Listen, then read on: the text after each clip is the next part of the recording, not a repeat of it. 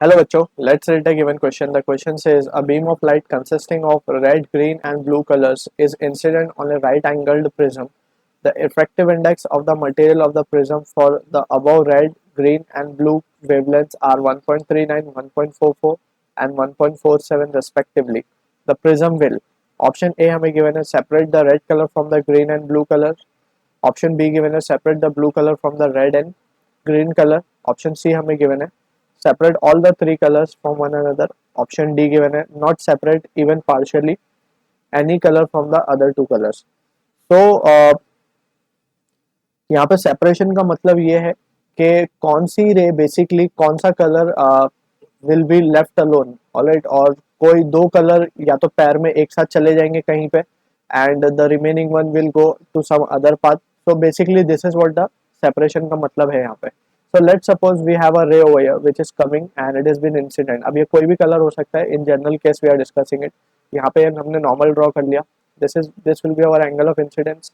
अगर angle of incidence, if we can say if I is greater than critical angle, अगर angle of incidence critical angle से ज़्यादा होगा then we can say that particular ray will suffer TIR. Alright, वो totally internally reflect हो जाएगी. This is what the condition for TIR will be. ये कब होगा? जब angle of incidence is greater than critical angle. Alright, so यहाँ से अगर हम further इस चीज़ को analyze करें, so it will be sin I will be greater than sine theta सी.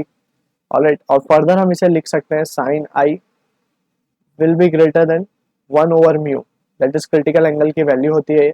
अब यहाँ पे अगर हम देखें केयरफुली, सो वी कैन से ये जो एंगल आई है हमारा, this is since it is been given as ये राइट एंगल प्रिज्म है, और अगर ये 45 एंगल है so this has to be 45 degree, और अगर ये 45 है so we can clearly see ये एंगल पूरा हमारा 90 है. सो यहाँ पे फर्दर अब अगर इसे हम ज्वाइन करें so this angle will be 45, ये 90 होगा.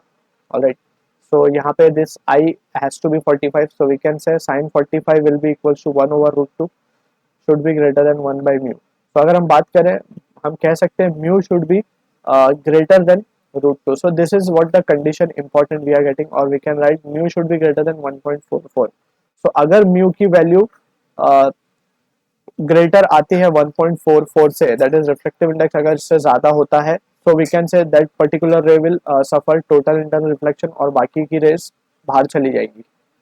सो यहाँ पे अगर हम केयरफुली देखें, सो रेड कलर के लिए रिफ्लेक्टिव इंडेक्स हमें गिवन है 1.39. So as per the question हम लिख सकते हैं फॉर रेड रिफ्लेक्टिव इंडेक्स की वैल्यू हमें गिवन है 1.39. फॉर ग्रीन कलर की अगर हम बात करें so it is given as 1.44. और फाइनली अगर हम बात करें ब्लू कलर की, तो reflective index for blue colour it is been given as 1.47, और एक्चुअली ये 1.√2 की वैल्यू होती है 1.41. Alright, so we have to be careful. 1.41 आती है. अब अगर हम देखें सो म्यू जी और म्यू बी की वैल्यू जो है म्यू से ग्रेटर है. ऑलराइट, सो म्यू तो they will both totally internally reflected. तो यहाँ पे TIR का फिनोमिना होगा एंड जो रेड कलर है it will come out. Alright, so basically हम ये कहना चाहते हैं कि जो ग्रीन और ब्लू कलर है वो एक साथ चली जाएंगी और रेड कलर सेपरेट हो जाएगा. सो जो कि मैच होगा करेक्टली विद हमारे option separate the red colour from the green and blue colours. Alright, so option A हमारा करेक्ट है in this case. So I hope you understood it well. All the best.